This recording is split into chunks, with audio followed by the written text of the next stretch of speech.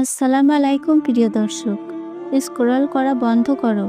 এটা কোনো কাকতালীয় ব্যাপার নয়। তুমি এই কথাগুলো পড়ছো কারণ আল্লাহ তোমাকে ডাকছেন।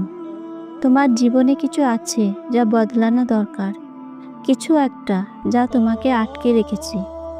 কিছু একটা যা তুমি অনেক দিন ধরে উপেক্ষা করছো।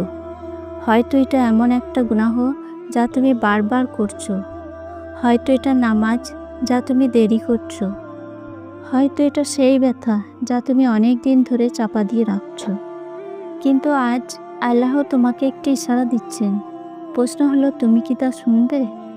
তুমি কি কখনো ভেবেছ কেন কিছু বিশেষ ঘটনা তোমার জীবনে ঘটে? কেন কিছু কথা ঠিক তখনই শোনো যখন তার সবচেয়ে বেশি প্রয়োজন ছিল? কেন কিছু ঘটনা তোমাকে নতুন পথে ধাক্কা দেয়? আল্লাহ কুরআনে বলেন, তোমরা কিছু চাও না যদি না আল্লাহ তা চান। নিশ্চয় আল্লাহ সব কিছু জানেন এবং প্রজ্ঞাময়। তুমি এই ভিডিও বা বার্তাটির সামনে এসেছো, এটা কোনো দুর্ঘটনা না। আল্লাহ সবসময় আমাদের তার দিকে ফিরিয়ে আনেন। কখনো কষ্টের মাধ্যমে, কখনো মানুষদের মাধ্যমে, কখনো এরকম একটি বার্তার মাধ্যমে। প্রশ্ন হলো, তুমি কি আল্লাহর ডাকে উপেক্ষা করছো?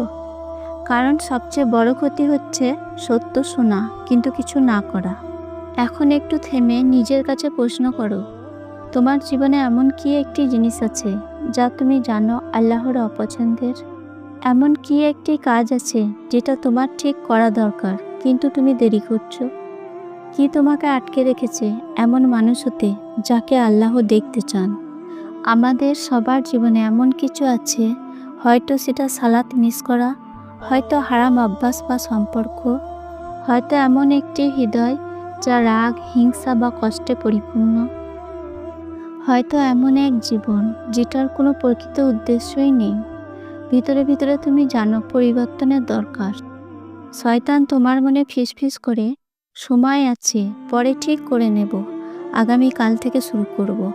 কিন্তু যদি আগামীকাল না আসে, যদি এটাই হয় সে সতর্কবার্তা। আল্লাহ কাউকে কিছু নেওয়ার আগে সতর্কতা দেন। রসুল সাল্লাল্লাহু আলাইহি ওয়াসাল্লাম বলেছেন, আল্লাহ যখন কারোর জন্য ভালো চান তখন তিনি তাকে দ্বীনের জ্ঞান দেন। সুবহানাল্লাহ। তোমার ভিতরে অপরাধ বোধ, পরিবর্তনের ইচ্ছা, এটা আল্লাহর পক্ষ থেকে একটি উপহার। কারণ সবচেয়ে ভয়ঙ্কর হৃদয় হলো যেটা গুনাহ করে কিন্তু কিছু অনুভব করে না। তুমি এখন এই কথাগুলো শুনছো, পরিবর্তন করতে চাও, এটাই আল্লাহর ডাক। কিন্তু প্রশ্ন হলো, তুমি কি জবাব দেবে? তোমাকে পারফেক্ট হতে হবে না, শুধু শুরু করতে হবে। কিভাবে শুরু করবে?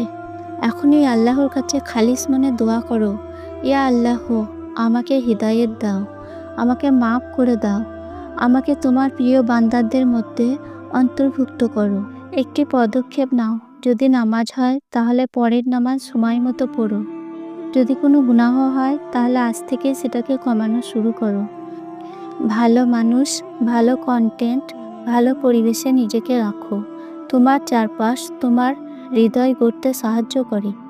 আল্লাহ কুরআনে বলেন, আল্লাহ কোনো জাতির অবস্থার পরিবর্তন করেন না যতক্ষণ না তারা নিজেরা নিজেদের অবস্থার পরিবর্তন না করে।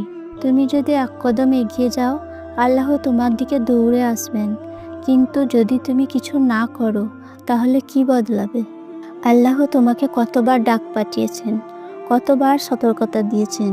তুমি কি সবসময় উপেক্ষা করেছ? যদি এটাই হয় শেষ বার্তা, তাহলে এখনই বদলাও, আর অপেক্ষা করো না। আজই আল্লাহর ডাকে সাড়া দাও। যদি এই বার্তাটি তোমার হৃদয়ে পৌঁছে যায় তাহলে আমিন বলো এবং অন্যদের সাথে শেয়ার করো।